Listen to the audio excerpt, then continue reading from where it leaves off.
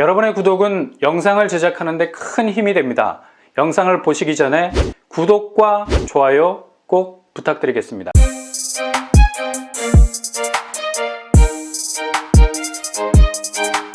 안녕하세요. 뻔뻔한 복덕방입니다. 두근두근 서울의 심장, 바로 용산이죠.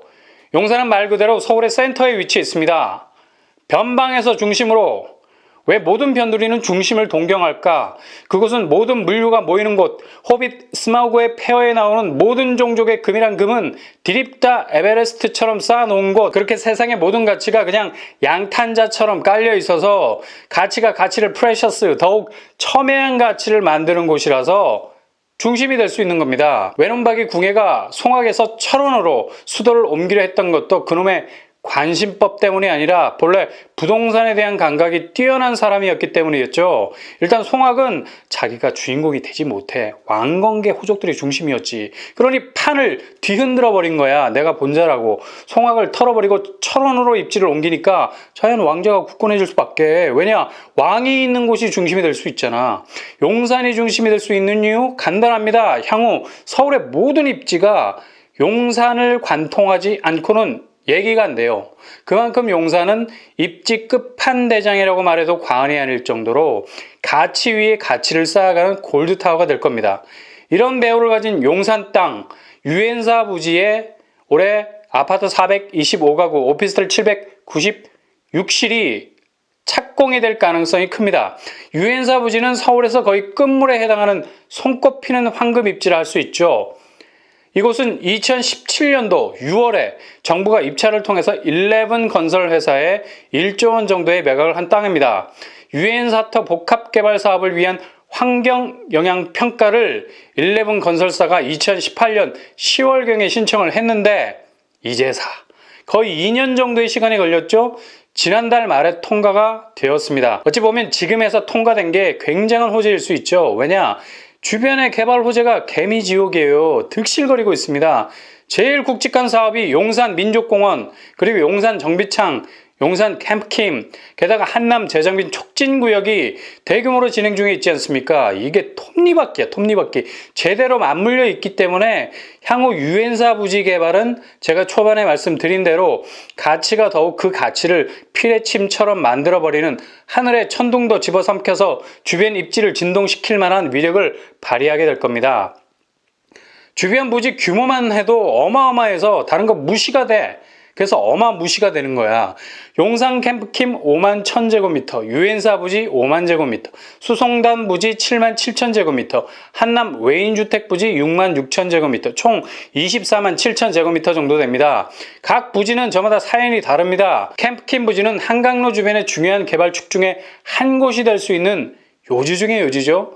용적률 800% 정도이기 때문에 50층 이상의 고층 아파트가 들어서서 랜드마크 6동 정도 들어설 수 있을 정도로 고민화될 수 있습니다.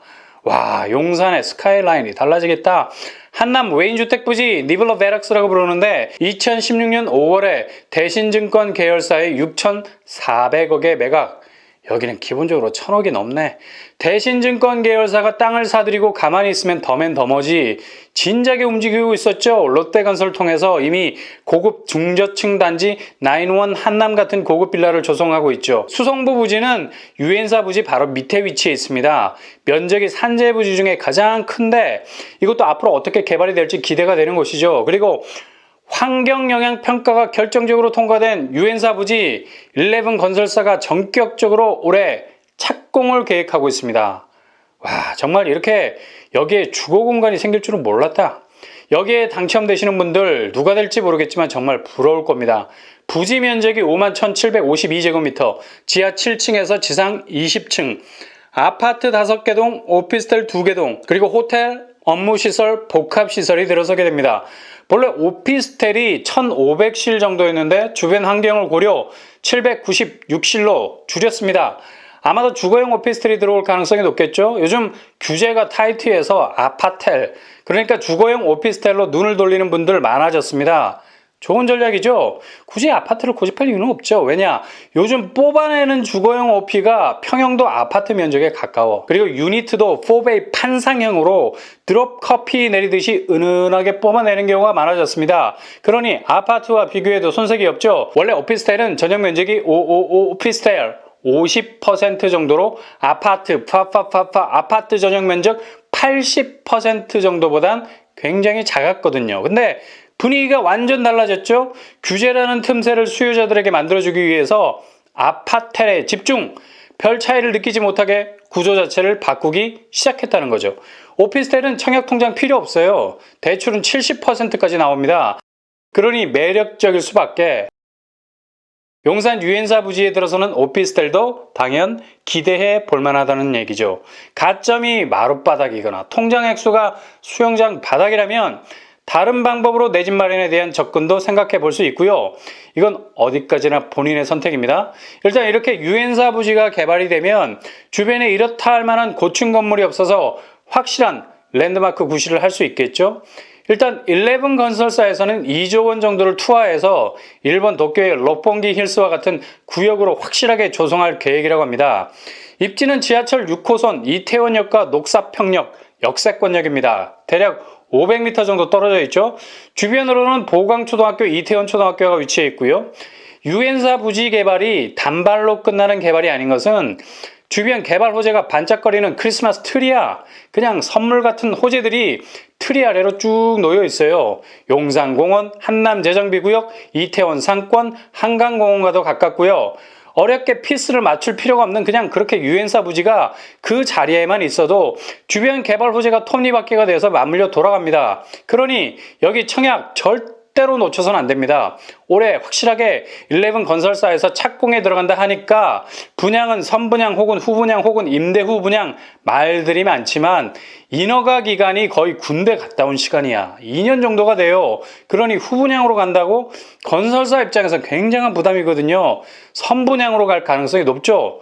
용산에서 제대로 된 아파트값 치르려면 인근 땅값이 워낙에 비싸가지고 평당 최고가 9천만 원은 줘야 됩니다. 근데 여기 분양가 상한제 적용이 되죠. 주변 시세 대비 절반 50%에서 60% 정도 평당 분양가를 내면 됩니다. 일단 분양가는 어느 수준에서 나올지는 분명하진 않지만 반값 아파트가 될 가능성이 높다. 당연 시세 차익은 기대할 만한 수준이 되겠죠. 그러니 꼭 용산으로 진입할 수 있는 기회를 잡으셔야 됩니다. 앞으로도 캠프킨 부지 3,100가구 나오고요. 용산 정비창 3,000가구가 내년 하반기에 사전 청약이 시작됩니다. 사전 청약, 본 청약 전에 청약을 진행하는 과정인데 청약을 한 사람이 본 청약까지 무주택 자격을 유지하게 되면 본 청약의 100% 당첨 자격을 유지할 수 있습니다. 당해 자격, 일단 그 지역에 6개월 정도 거주 기간만 채우면 사전 청약 자격이 돼요. 본 청약까지 거주 기간을 채우면 되고 용산 정비창 1만 세대 중에 약 40% 4천 세대는 민영 아파트 비율, 35% 3,500세대는 임대 아파트. 용산 같은 이 핵심 입지에 임대가 너무 많은 것이 좀 아쉽다. 나머지 25% 2,500세대는 공공 아파트로 분양할 계획을 가지고 있다고 합니다. 서울의 신축 아파트 청약을 포기하는 건 그냥 물반 고기반 어장에서 10초 동안 낚싯줄 던져놓고 안 잡힌다고 자리 잡는 일과 똑같은 겁니다. 앞으로 용산을 비롯해서 서울의 노른자 입지에서 대규모 분양이 속속 등장하게 될 겁니다. 그러니 절대로 청약 포기하지 마시고 끝까지 도전하시기 바랍니다. 내 집 마련 어렵다 하지만 그래도 요즘 같은 기회도 없을 겁니다. 철학자 니체가 이런 말을 했죠. 모든 시작은 위험하다. 그러나 시작하지 않으면 아무것도 시작되지 않는다.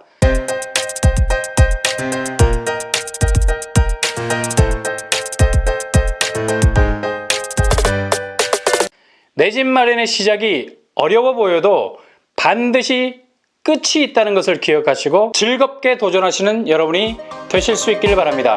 이상으로 뻔뻔한 복덕방을 마치겠습니다. 구독과 좋아요 부탁드립니다. 감사합니다.